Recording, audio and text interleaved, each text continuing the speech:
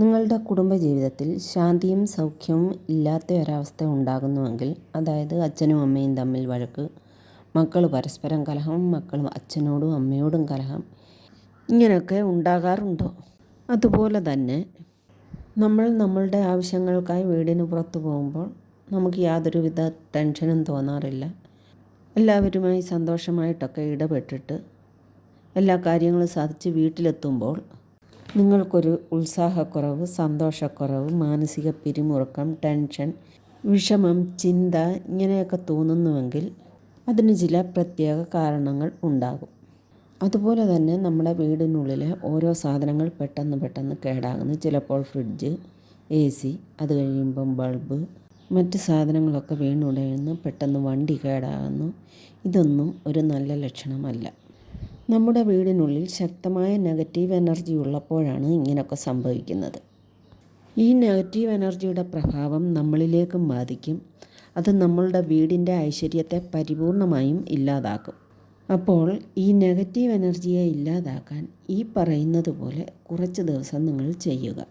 വളരെ ലളിതമായ രീതിയിൽ ഈ നെഗറ്റീവ് എനർജിയെ അകറ്റി മാറ്റാൻ 2 ഉപായങ്ങൾ പറയുന്നുണ്ട്. അതിലേതാണ് നിങ്ങൾക്ക് യോജിക്കുന്നതെന്ന് വെച്ചാൽ അത് ചെയ്യുക. രണ്ടും പ്രയോജനപ്പെടും. അതിനായി കടയിൽ നിന്നും കുന്തിരിക്കം വാങ്ങിക്കൊണ്ട് വരിക. 2 തരം കുന്തിരിക്കം ഉണ്ട്. ഒന്ന് വില കുറവുള്ളതും മറ്റൊന്ന് വില കൂടിയതും. വില കൂടിയ കുന്തിരിക്കം വാങ്ങുക, അതിനാണ് മണമുള്ളത്. നിങ്ങൾ ഉത്സവ സ്ഥലത്തൊക്കെ പോകുമ്പം അവിടെ മണ്ണ് കൊണ്ടുണ്ടാക്കിയ ഒരു ചെറിയ കുടം പോലെയുള്ള ഒരെണ്ണം ഇരിക്കുന്നത് കാണാമല്ലോ. അതിൻ്റെ മുകളിൽ വെച്ചിരിക്കുന്ന അടപ്പ് കൂർത്തിരിക്കും.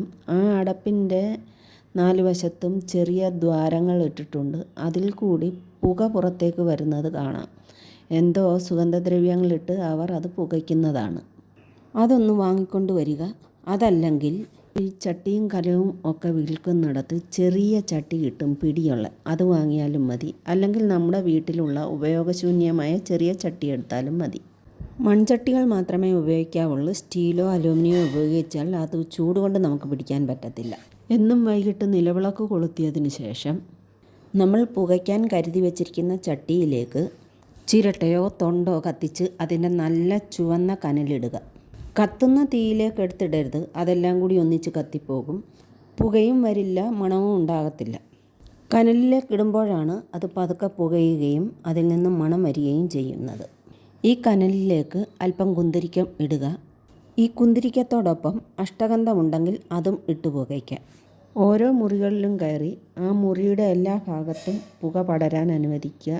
സ്റ്റെയർ കേസ്, ടെറസ്, ബാത്റൂം, അടുക്കള, അങ്ങനെ എല്ലാ ഭാഗത്തും ഈ പുക എത്തിക്കണം. അതുപോലെ തന്നെ പുകയ്ക്കാൻ തുടങ്ങുമ്പോൾ ജനലുകളും കതകുകളും തുറന്നിടുക. ഈ കുന്തിരിക്കം പുകയ്ക്കുന്ന സമയത്ത് 2 ചന്ദനത്തിരിയും കൂടി കത്തിച്ച് നമ്മുടെ കയ്യിൽ പിടിക്കുന്നത് നല്ലതാണ്. അതിൻ്റെ പുകയും എല്ലാ മുറികളിലും പടരും. അതുപോലെ തന്നെ നമ്മൾ ഈ പുക ഓരോ മുറികളിലും പടരാൻ അനുവദിക്കുന്ന സമയത്ത് നിങ്ങൾ ഏതെങ്കിലും മന്ത്രങ്ങളോ നാമങ്ങളോ ഒക്കെ ചൊല്ലുന്നവരാണെങ്കിൽ അത് നമുക്ക് വളരെ പതുക്കെ ചൊല്ലുകയും ഉച്ചരിക്കുകയും ഒക്കെ ചെയ്യാം. നാമവും മന്ത്രവും ഒക്കെ ഉച്ചരിക്കണമെന്ന് നിർബന്ധമില്ല. അതൊക്കെ അവരവരുടെ ഇഷ്ടമാണ്. പിന്നെ സന്ധ്യാവേളയിൽ ഇതൊക്കെ ഉച്ചരിക്കുന്നത് നല്ലതാണ്. നമ്മുടെ വീടുകളിലെ നെഗറ്റീവ് എനർജി മാറ്റാനുള്ള ഒരു മാർഗം ഇതാണ്. ഇനി അടുത്തത്, ഇതുപോലെ തന്നെ ഒരു ചെറിയ മൺപാത്രം എടുക്കുക. അതിലേക്ക് നല്ല ചുമന്ന കനൽ ഇട്ട ശേഷം 1 സ്പൂണോളം കടുക്, അത് കുറേശ്ശെ ഇട്ടാൽ മതി, കടുക് ഈ കനലിലേക്ക് ഇടുക.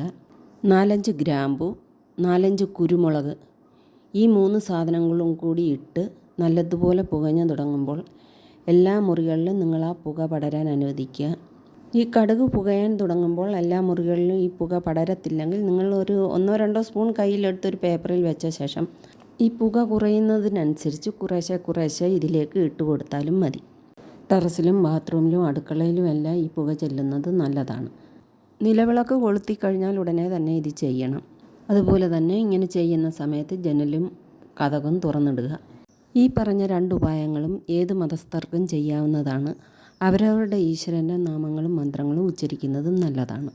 നിങ്ങളിങ്ങനെ ഒന്ന് ചെയ്ത് നോക്കിയാൽ അടുത്ത ദിവസം തന്നെ നിങ്ങൾക്കൊരു മനസ്സമാധാനവും ശാന്തിയും ഒക്കെ നിങ്ങളുടെ വീട്ടിൽ തോന്നും. പൈസ ചിലവൊന്നുമില്ലാതെ വളരെ നിസ്സാരമായ സാധനങ്ങളാണ് ഇതിനൊക്കെ വേണ്ടത്. ഗ്രാമ്പൂ, കുരുമുളക്, കടുക് ഇവയെല്ലാം നമ്മൾ എപ്പോഴും നമ്മുടെ വീട്ടിൽ കരുതി വയ്ക്കുന്ന സാധനങ്ങളാണ്. അമിതമായ വിലയും ഇല്ല. നമ്മുടെ കേരളത്തിൻ്റെ വടക്കൻ സൈഡിലൊക്കെ ഈ ഗ്രാമ്പൂവിന് കരയാമ്പൂന്നോ മറ്റോ ആണെന്ന് തോന്നുന്നു പറയുന്നത്. ഈ രീതിയിലൊക്കെ നമുക്ക് നമ്മളുടെ വീടുകളിലെ നെഗറ്റീവ് എനർജിയെ ഒരു പരിധി വരെയൊക്കെ അകറ്റി മാറ്റാൻ സാധിക്കും. ദുഷ്ടശക്തികളെയാണ് ഈ നെഗറ്റീവ് എനർജിയായി പറയപ്പെടുന്നത്. ഈ നമ്മൾ പുകയ്ക്കാൻ ഉപയോഗിക്കുന്ന എല്ലാ സാധനങ്ങൾക്കും അതിനെ അകറ്റി മാറ്റാനുള്ള ശക്തിയുണ്ട്.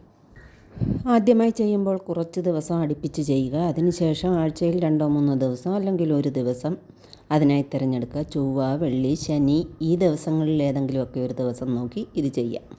ഇങ്ങനെ പുകയ്ക്കുമ്പോൾ കുട്ടികളെയൊക്കെ പ്രത്യേകം ശ്രദ്ധിക്കണം. അവരിതിലൊന്നും കയറി പിടിക്കരുത്. മുറിക്കുള്ളിലേക്ക് ഒരു ചെറിയ പുകയൊക്കെ കൊടുത്താൽ മതി. അല്ലാതെ ഈ ആളിനെ കാണാൻ പറ്റാത്ത വിധത്തിലുള്ള പുകയൊന്നും കൊടുക്കണ്ട. അതുപോലെ ഈ വിമ്മിഷ്ടമുള്ളവരൊന്നും ഈ പുക കൊള്ളാതെ സൂക്ഷിക്കണം.